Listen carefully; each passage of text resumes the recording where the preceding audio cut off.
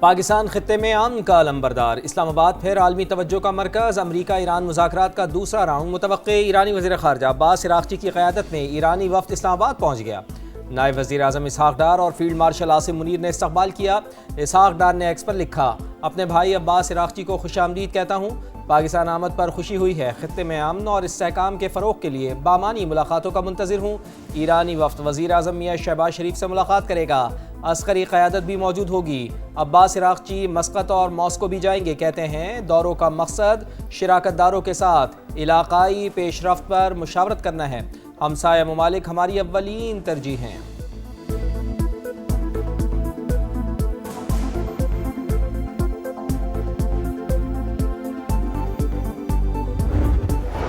امریکہ اور ایران مہمان، پاکستان میزبان۔ وائٹ ہاؤس کے مذاکرات کے لیے وفد پاکستان بھیجنے کی تصدیق۔ اسٹیوچکوف اور کشنر ہفتے کے سب اسلام آباد روانہ ہوں گے۔ جے ڈی وینس امریکہ میں رہ کر صورتحال پر نظر رکھیں گے۔ ضرورت پڑنے پر سب کو پاکستان جانے کے لیے سٹینڈ بائی رکھا جائے گا۔ ترجمان وائٹ ہاؤس کے مطابق ایران کی جانب سے پیش رفت نظر آ رہی ہے۔ پورے مذاکراتی عمل میں پاکستان شاندار اور بہترین ثالث ثابت ہوا ہے۔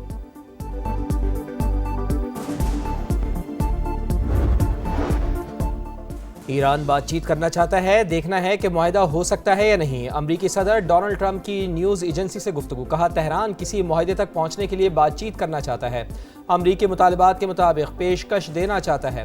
دیکھتے ہیں کہ ایران کس قسم کی پیشکش لاتا ہے۔ ہم ان لوگوں سے مذاکرات کر رہے ہیں جو بااختیار ہیں۔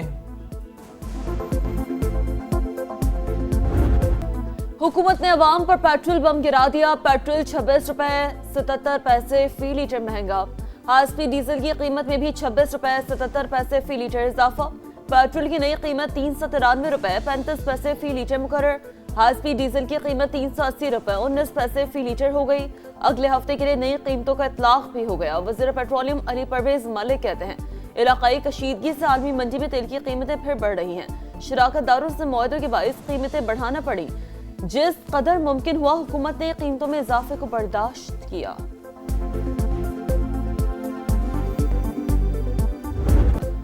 اسلام آباد ٹاکس کے دوسرے مرحلے کی تیاریاں، ایرانی وزیر خارجہ کی آمد پر شہر اقتدار میں سیکیورٹی پھر ریڈ الرٹ۔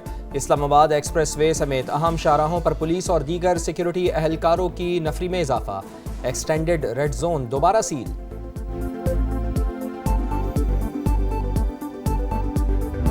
پاکستان کا خطے میں کشیدگی کم کرنے، اعتماد سازی اور مذاکراتی عمل کو آگے بڑھانے کا عزم۔ وزیر اعظم شہباز شریف کی تنازعات کے پرامن حل کے لیے غیر متزلزل حمایت۔ سفارتکاری سے امن کے عالمی دن پر پیغام میں کہا عالمی برادری کو پیچیدہ سیکیورٹی چیلنجز کا سامنا ہے، پاکستان امن کے لیے بات چیت سفارتکاری کے راستوں کو فروغ دے رہا ہے، علاقائی اور عالمی امن کے لیے تعمیری کردار ادا کرتے رہیں گے۔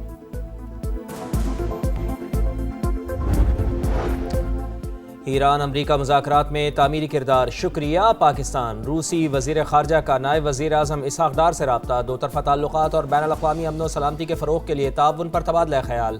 رابطے میں رہنے پر اتفاق، اسحاق ڈار کی روسی وزیر خارجہ کو دورہ پاکستان کی دعوت، وزیر اعظم کے دورہ روس کو ری شیڈیول کرنے پر بات چیت۔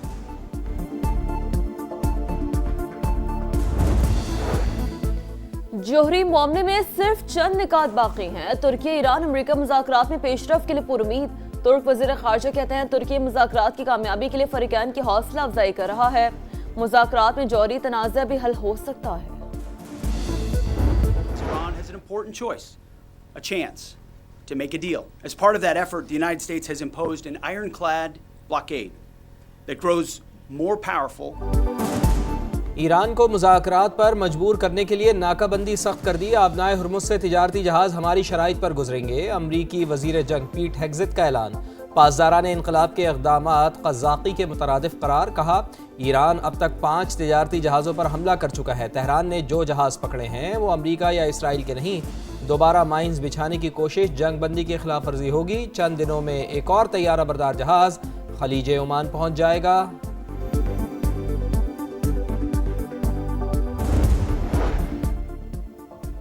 امیر قطر شیخ تمیم بن حمد الثانی کا امریکی صدر ڈونلڈ ٹرمپ سے رابطہ، ایران کے ساتھ جنگ بندی اور جہاز رانی کے تحفظ سے متعلق امور پر تبادلہ خیال۔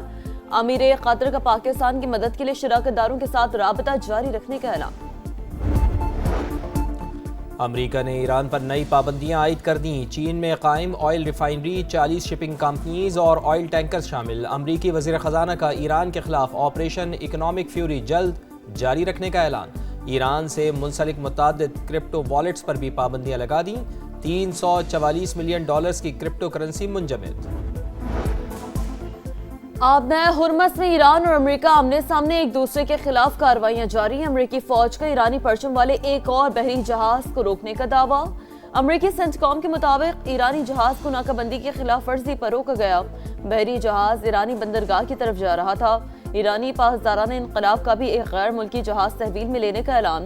دعویٰ کیا کہ جہاز کو امریکی فوج کے ساتھ تعاون کے شبے میں تحویل میں لیا گیا. غیر ملکی جہاز نے متعدد وارننگز کو نظر انداز کیا. میزائلوں کا بڑا ذخیرہ اب بھی موجود ہے جسے استعمال نہیں کیا گیا. ترجمان ایرانی وزارت دفاع کا پیغام. کہا جنگ بندی شروع ہونے تک دشمن کے زیر کنٹرول علاقوں کی فضائی حدود پر قبضہ تھا.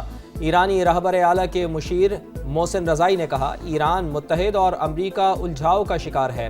ایرانی عوام یکجا اور ایک آواز ہیں. امریکہ مسلسل اسٹریٹجک غلطیاں دہرا رہا ہے.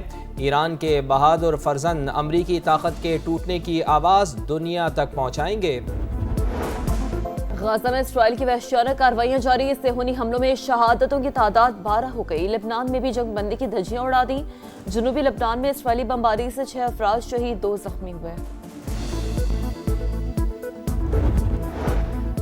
باب المندب میں بحری قزاقوں کا حملہ. جہاز کو قبضے میں لے کر عملے کو یرغمال بنا لیا. 11 ارکان پاکستانی ہیں. وفاقی وزارت بحری امور کا نوٹس. پاکستانی عملے کی بحفاظت بازیابی کے لیے کوششیں شروع.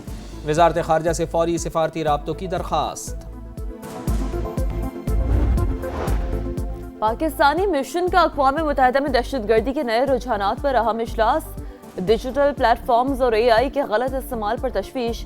ماہرین کا دہشت گردی کے خلاف مؤثر حکمت عملی پر اتفاق.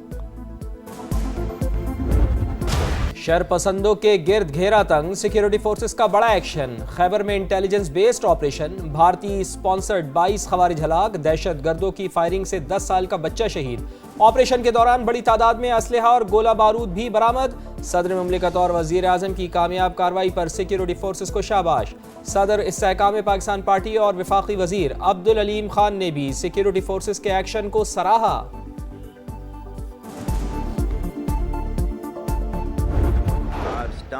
Government stance on Kashmir is absolutely clear. It was our jugular vein. It is our jugular vein. We will not forget it.